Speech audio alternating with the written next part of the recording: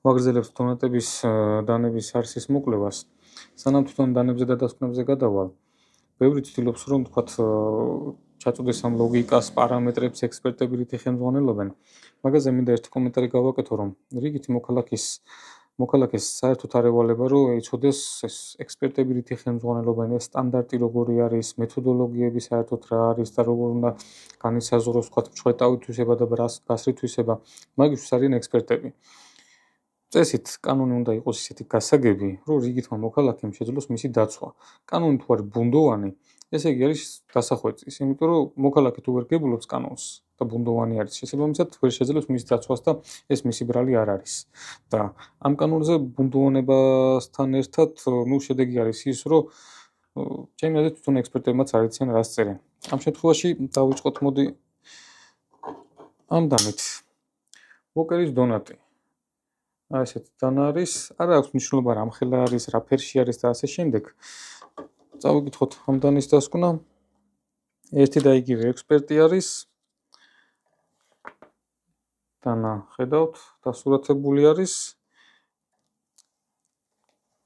და დასკვნა. განცხადებაში დასმული საკითხის გადასაწყვეტად მოხდა წარმოდგენილი დანით ექსპერიმენტის ჩატარება. კერძოდ ფიზიკური ძალის მოქმედების შედეგად ხდებოდა დანის პირით ხის ნაჭერზე დარტყმა და მიუხედავად დანის წვერის გარკვეული სიბლაგვისა მოხდა წვერის ხის ნაჭერში შესვლა. ყოველივე აღნიშნულის ერთობლიობაში გათვალისწინებით ამასთან ზემოთ აღწერილი ტექნიკურ-კონსტრუქციული მონაცემების შეფასებით და განზოგადებით გამოსაკვლევი დანა წარმოადგენს ცივ იარაღს. ანუ არ აქვს არსებითი არანაირი მნიშვნელობა ეს ხეში შეერჭო, არ შეერჭო, ეს ცივ იარაღი არის. დასკვნა ეს არის მოკლედ. ავიღოთ ახლა მეორე დანა.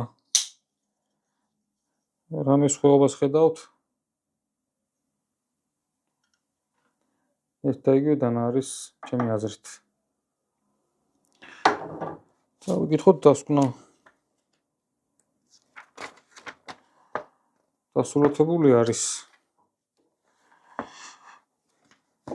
ყოველივე აღნიშნულიდან გამომდინარე, გამოსაკვირველი დანა ტექნიკურ-კონსტრუქციული მონაცემებით დამზადებულია ქარხნული წესით და მოძებული ინფორმაციის მიხედვით ანალოგიური მოდელის და ტიპის დანებს კონსტრუქციულად გააჩნია გამოხატული მჩხვლეტავი თვისებები. მაგრამ როგორც ზემოთაა აღნიშნული, არაქარხნული კუსტარული დამუშავების შედეგად დაკარგული აქვს ცივ იარაღისათვის დამახასიათებელი ერთ-ერთი ძირითადი თვისება და პირვანდელი სახე, რაც გამოიხატება წვეროს დაბლაგვებაში. ფაქტიურ მდგომარეობაში გამოსაკვლევი ობიექტი კუსტარული გადაკეთების შედეგად არ წარმოადგენს ცივ იარაღს. ანუ არ წარმოადგენს ცივ იარაღს. აქ არის ეს მთავარი მეტი არაფერი.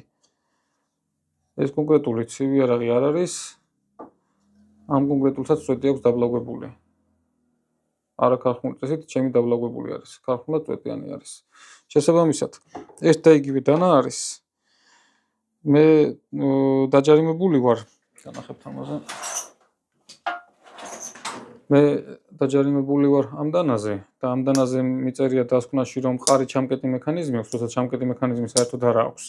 და წერია, რომ ექსპერიმენტი ჩაატარეს და 50-ჯერ მთელი ძალით ურტყეს ხეს და შეღწევადება ჰქონდა ძალიან მაღალი და სიმართლე გითხრათ, სასამართლო თუ დაინიშნება, მე სიამოვნებით მოვიწვევდი ექსპერტს და ნახავდი მაგ ექსპერიმენტს, ჩემი აზრით, მთელი ძალით ამითი რამეზე დარტყმა ძალიან სახიფათო არის, იმიტომ რომ ჩამკეტი მექანიზმი არ აქვს და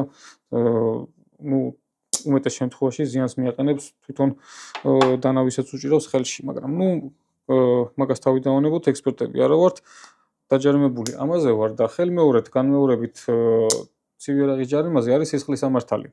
და რეალობა არის ეგეთი, რომ ამდანით ქუჩაში რო გავიდე სისხლის სამართალი არის და ამდანით ქუჩაში ესე გახსნილით რო ვიარო აბსოლუტურად მართალი ვარ კანონის წინაშე და საერთოდ არაფერი არ არის. ეგ არის მეგობრებო, მე მგონი ნათელი არის ყველაფერი, ჩემი აზრით კანონის შესაცვლელი არის. დანარჩენი, მესამე წელი დაიწყო, რომ ამ რეალობაში ვცხოვრობთ, ძალიან ბევრი უსამართლობა ხდება ჩემი აზრით, ამ ბუნდოვანების გამო და რასაც უნდათ რომ იმას წერენ და მაინც ოპტიმისტი ვარ და მგონია რომ კანონი შეიცვლება.